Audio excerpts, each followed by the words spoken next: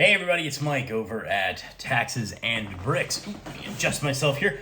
Welcome to episode 62.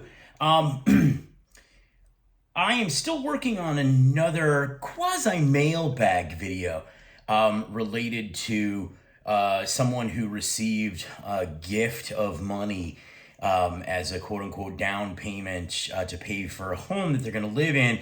And they're selling their present home and they're going to use the proceeds to pay back the gift that they're getting, the gifts coming from parents. And they kind of wanted to know, and I haven't quite worked out exactly all of the details yet and what I want to distill this down to. So today's video is not about that. Today's video, we're going to be talking about Form 5498, and those forms are starting to arrive in the mail this week, last week, and for the next couple of weeks. And we're going to talk a little bit about what those forms are and whether or not they're important. So first, because this is going to be tax related, I'm going to throw up a little disclaimer and we'll be right back with information on Form 5498.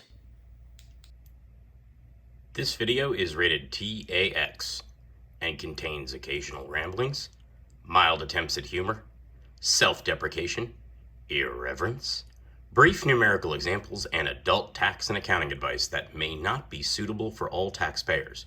Viewer discretion is advised. Before following any of the advice in this or any of our videos, you should always consult with a tax professional. Thank you. All right, so what is Form 5498? So Form 5498 is actually an informational form. And basically what it tells you is, in essence, how much money went into a traditional IRA, a Roth IRA, a SEP IRA, certain other types of IRAs, as well as HSA accounts, health savings accounts.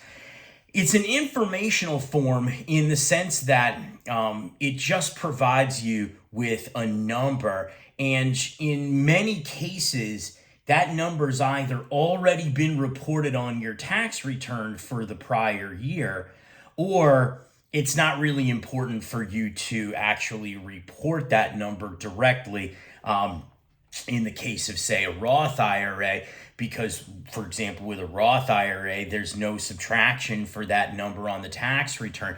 So the confusing part for a lot of people is you sit down in like January, February, March, maybe early to mid-April, and you do your tax returns, and you're done, and you filed, and you got your refund, or you paid your balance due. And then all of a sudden you go to the mailbox and this 5498 form shows up. And hang on one second, because if you think that this doesn't happen to wacko people like me, boom, I got one too.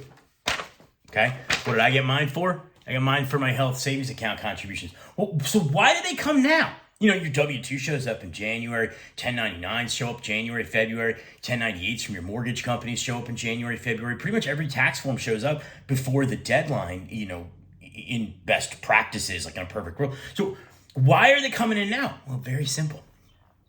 A 5498 form reports monies that, as I said, went into an IRA, certain IRAs, or a health savings account, but it covers a different period of time in the calendar year. So this is the interesting part, okay? The period of time that the 5498 is reporting contributions for is usually from April 15th of one year to the following April 15th of the other. So if you think about it, they can't give you the form in January or February because you still could, in some of these cases, contribute to an IRA or a health savings account up until the deadline and still have it count for the prior year, okay? So let me give you a really great example. Let's say I sit down and do my tax returns and I'm looking at everything and it's like February, March. And I say, gosh, you know, my tax numbers are looking pretty good, but if I contribute a couple of $1,000 to a traditional IRA, my refund goes up a little bit. I'm going to do that because the law says I have until April 15th of 2022 to make a contribution for 2021. Next year, it'll be April 15th of 2023. You can finish your taxes and make a contribution. So if the 5498 form for 2021, let's say, was given to me in January or February, and then I went ahead and made a contribution in, say, March or April and accounted for 2021, that 5498 form wouldn't be right. Also, in theory, you could have picked up contributions if it was calendar year from January or February of 2021 that I made which would have counted for 2020. So you see what I'm saying here? They can't give you the 5498 form until such time as April 15th blows past and they've figured out how much you've made in contributions between the prior April 15th and the current one. So, are these forms important? Yes, they are important. They're important for you to keep because it's your evidence, it's your proof, and it's your confirmation of how much money went into an IRA or an HSA. Are they always accurate? In theory, yes. In practice, no. And I'll tell you why. Because even though they report, say, from April all around to the next April, okay, there is, in some instances, times when you could make a contribution that is ahead of when this 5498 form covers, and it would still cover the present year. So it's kind of an imperfect system, and I think it's really always good to have somebody who can kind of read and interpret this, either a financial advisor or an accountant or a tax professional or something like that. But these are important. When you get them in the mail, or via email, let's say, you get a notification from your bank says, oh, it's available online, you go and download it. You do want to keep it with all of your normal tax stuff. You should forward it to your tax accountant if you have one, because if they're anything like me, they're going to take a look at it and they're just going to make sure that everything lines up and the numbers make sense. Okay. So yeah, the 5498 forms, it's kind of a thing that's happening now, an interesting topic. I wasn't even thinking about it. I mean, I've got a bunch of them from clients over the last couple of weeks, and then mine arrived, and I thought, oh, God, you know what? I mean, on the outside of it, it says important tax document, and it didn't occur to me when I opened it, and I was like, well, crap.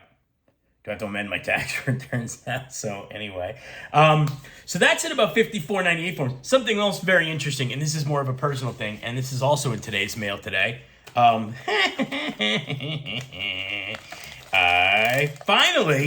think I mentioned in a prior email, I had to amend my 2020 returns.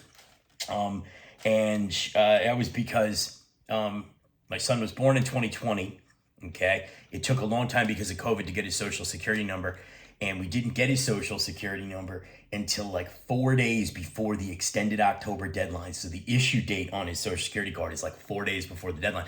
And the rule with the government is you have to have a social security number to file a return. You have to have a social security number be included as a dependent on a tax return. And that social security number had to have been issued before the final deadline, including extensions. So if the deadline was October 15th of 2021 to file a 2020 tax return, that social security number had to have been issued. I mean, I was scrambling last minute to try and get a human being at the social security offices around here because, I mean, they weren't at work.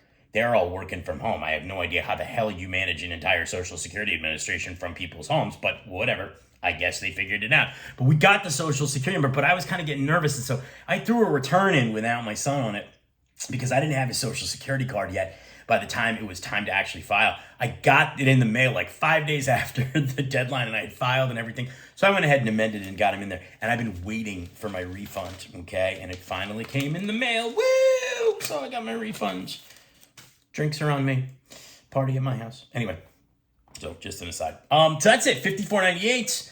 Very important. Save them. Give them to your accountants. They're important forms. They're not necessarily going to require you to amend anything, but sometimes they do if you reported the wrong amount as a contribution to an IRA, and it turns out you look at the 5498 form and it tells a different story. So just be advised, these are important. And when it says on the envelope, important tax document, it's an important tax document. So that's it. Whew. It's a good one. Interesting tax topic. Don't forget to like, subscribe, and thank you for watching. Have a great day, and we'll talk to you soon.